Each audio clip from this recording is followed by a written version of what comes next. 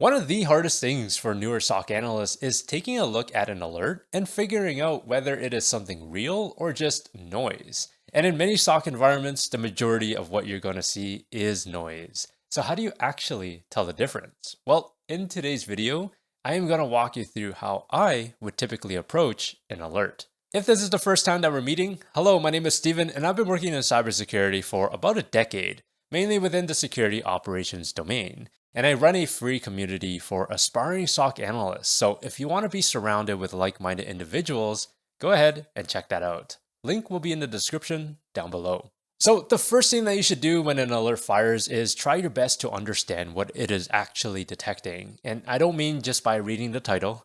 I mean understanding the logic behind it. What conditions had to be met in order for this alert to trigger? Let me give you an example.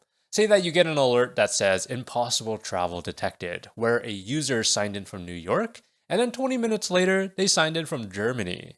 Now, on the surface, that looks and sounds suspicious, but what is the detection rule actually looking for? Is it comparing the geographic distance between the two sign-in events within a certain window?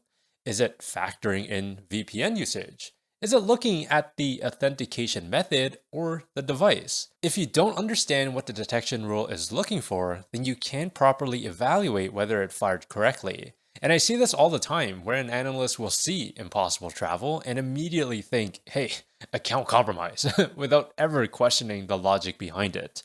So before you do anything else, go and take a look at the detection rule. Understand its conditions and then ask yourself, does this activity that I'm looking at actually match what the alert is designed to catch? Now, once you understand what triggered the alert, the next step is to take a look at the surrounding events, not just the event that fired. What happened before it? What happened after it? Because an alert in isolation doesn't really tell you much, but when you take a look at the timeline, patterns can start to emerge. Going back to our impossible travel example, say that the user did sign in from New York, and then 20 minutes later, there is a sign-in event from Germany. If you take a look at the surrounding events, you'll see that the Germany sign-in used the same device, the same browser, and came through a known corporate VPN endpoint. That is going to tell you a different story. The user is probably just connected to a VPN, making it lean towards the activity being benign. But now let's imagine a different scenario where the sign-in from Germany used a completely different device, a different browser, and right after the login, you start seeing mailbox forwarding rules being created and files being accessed that the user has never touched before. That changes everything.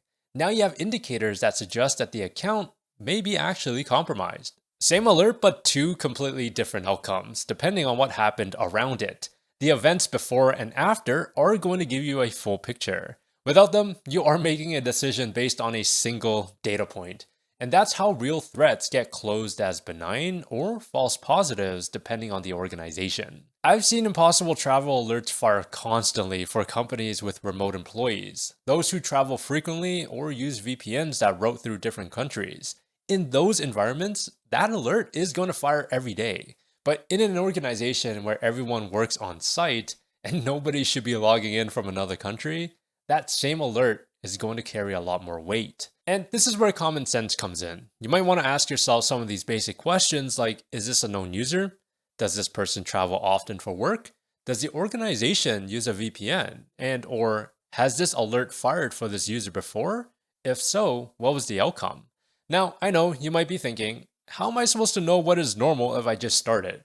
And that's a fair point. You do want to build that context over time. So you want to talk to your team, you want to read past tickets, and you want to ask questions because nobody expects you to know every environment on day one.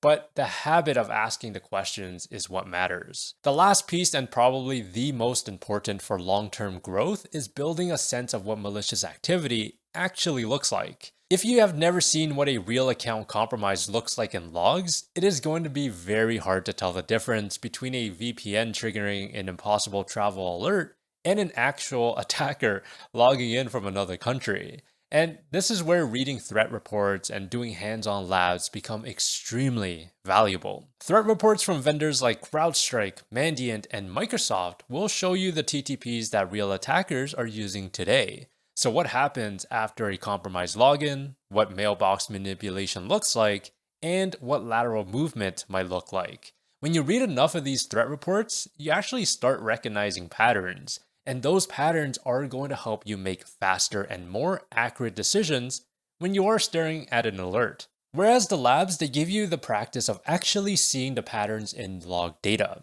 The more you expose yourself to realistic scenarios, the quicker you can look at an alert and be like, whoa, I've seen this pattern before, and I have an idea as to what to look for next. So if you're at the point where you want more practice working through real alerts, that is where the MyD for Forge comes into play. You're investigating alerts that are generated from real threats using Microsoft Sentinel, Defender XDR, and Splunk. There are no guided walkthroughs. You see an alert, you investigate it, and you determine whether it is real or not. If that is the kind of practice that you're looking for, then I would highly recommend checking it out.